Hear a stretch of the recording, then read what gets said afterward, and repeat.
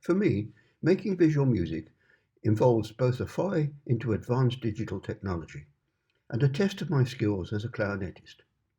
In this presentation, I'm aiming to explain how visual mental imagery, that is, art in mind, plays a pivotal role in both the way music is created and the way in which it is listened to. In the process, I think you'll see that there's much more to visual music than first meets the eye or engages the ear. I'll explain what I mean with reference to three visual music pieces that I've produced and performed over the last few years: Raga Time, Abim des Oiseaux, and Passeggiata. In this presentation, I'll play excerpts from the first two. The third piece, Passeggiata, forms the subject of my separate demo.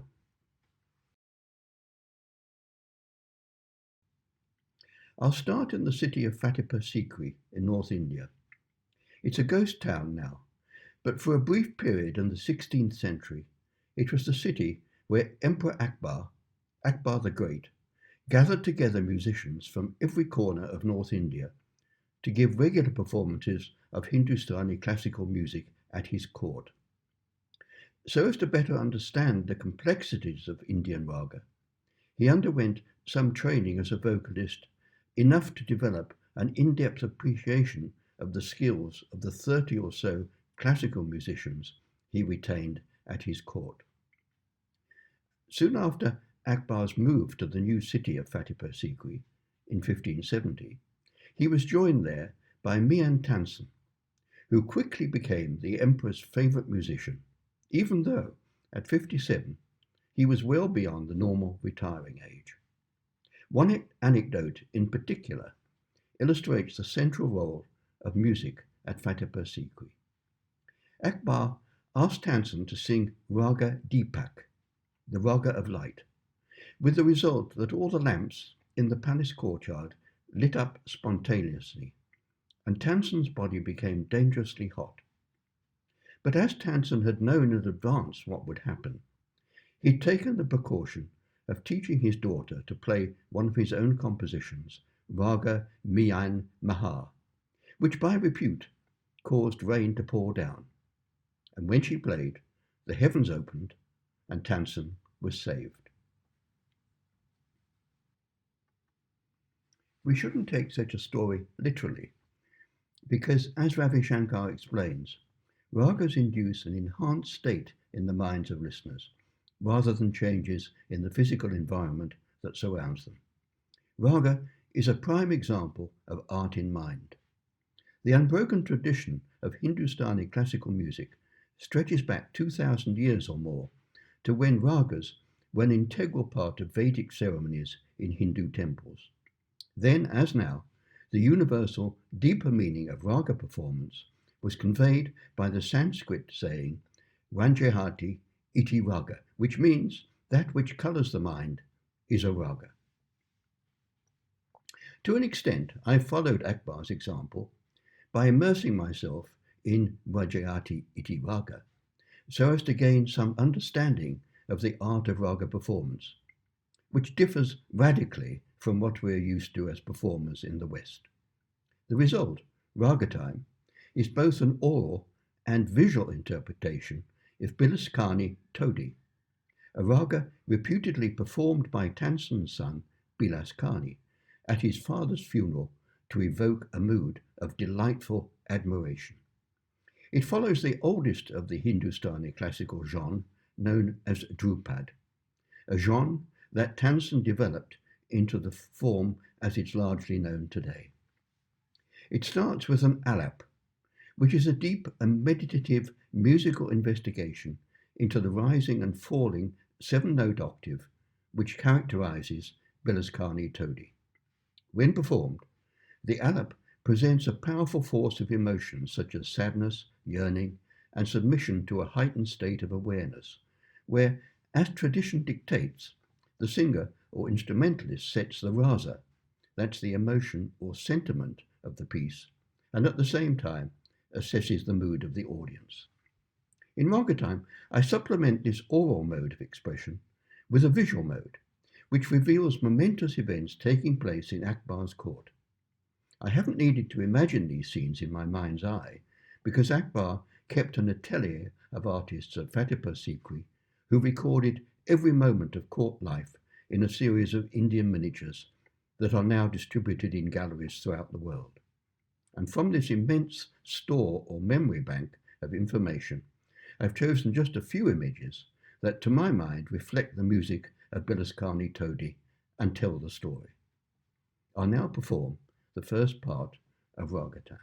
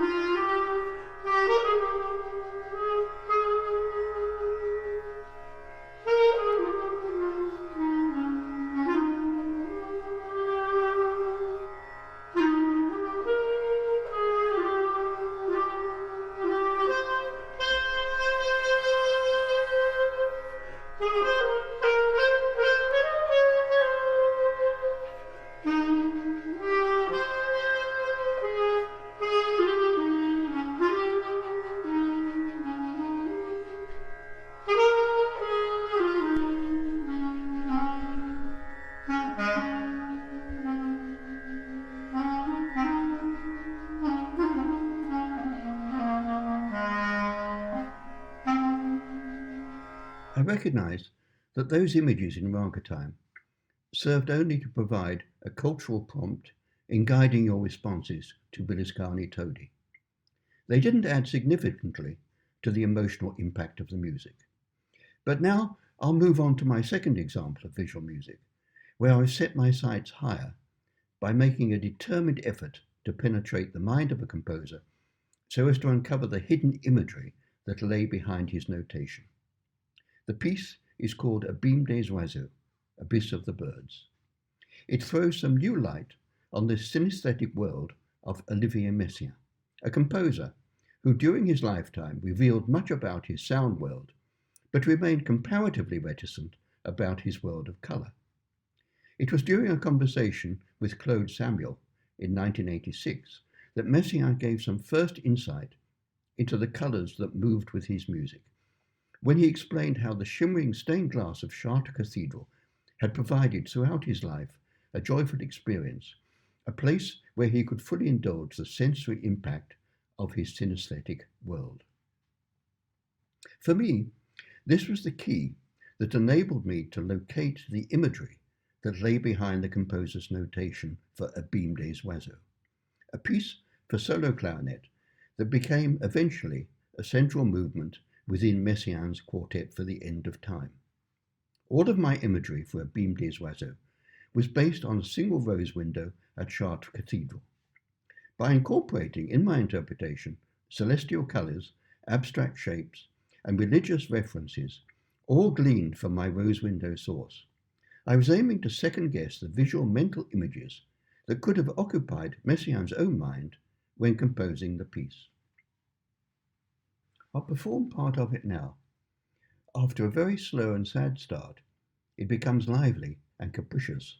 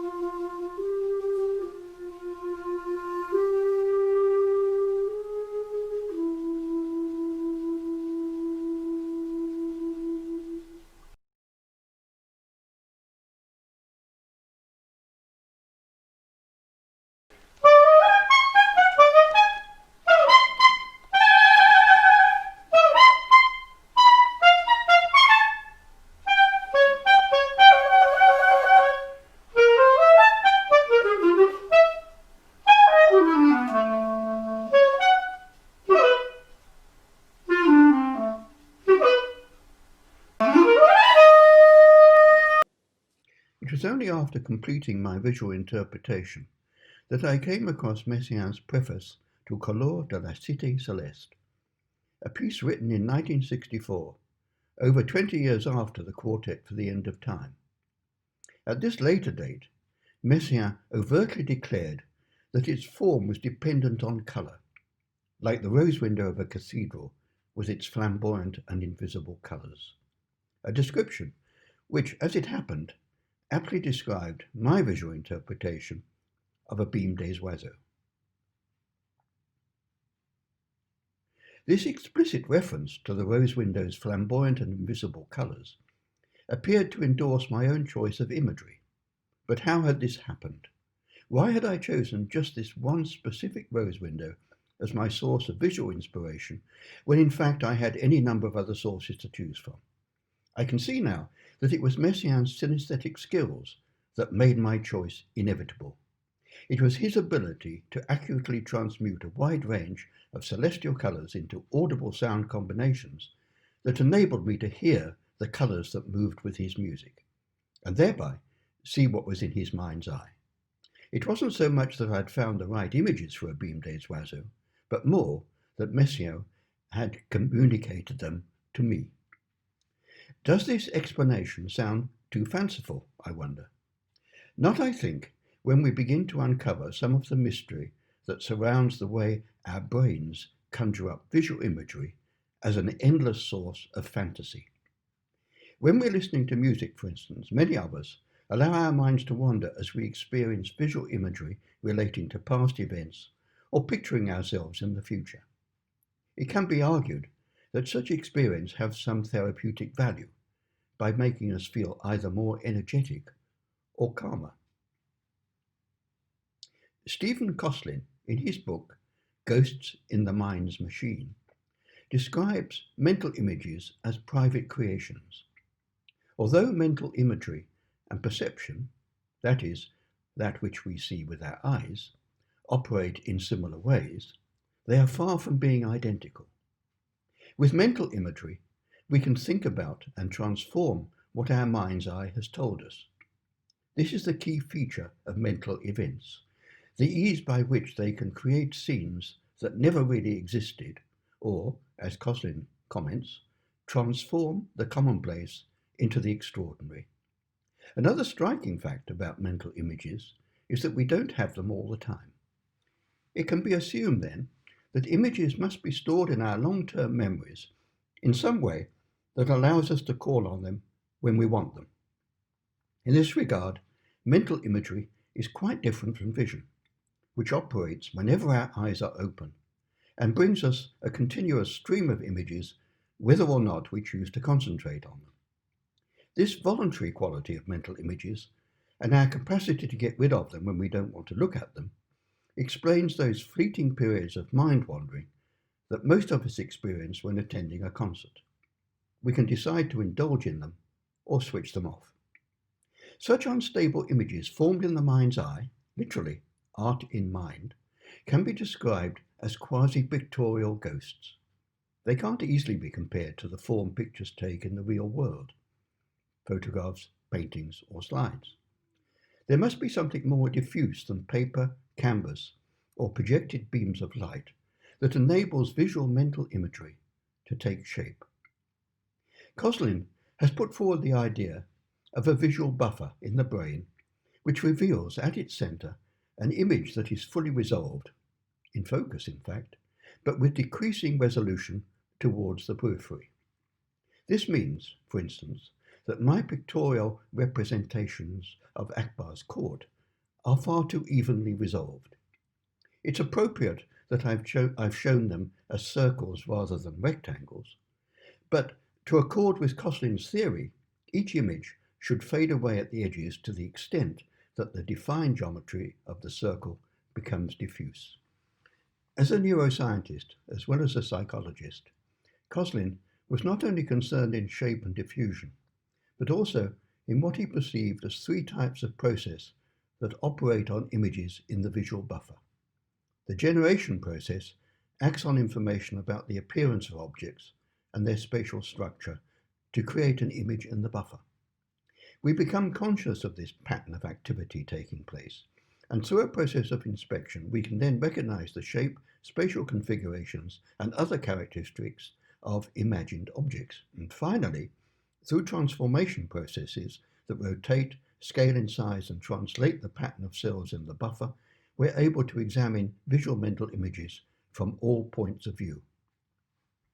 I can illustrate this extraordinary mental facility by reference to those much maligned intelligence tests, which ask us to pick out one specific representation of an object which is incongruent with others. And to solve such problems, we have to take an imaginary rotational journey round an object so as to see it from all directions. Only then do we know if one is either the same or different from another. These tests are considered to be fair because they use a common pictorial language spoken by everybody. But in fact, people have differing innate abilities to sense pictorial mental imagery. It seems that those of us who have a spatial pictorial mind have advantages over others. These deeper ramifications of visual mental imagery have been the cause of an imagery debate that has occupied the minds of philosophers for hundreds of years. David Hume, for example, underlined the great resemblance between percepts and mental images in every other particular except their degree of force and vivacity. Others, including Jean-Paul Sartre, argued that mental images have a radically different phenomenological status from percepts. It's a debate that will continue to rage as long as the activities of the human brain remain mysterious and inaccessible to finite scientific thought.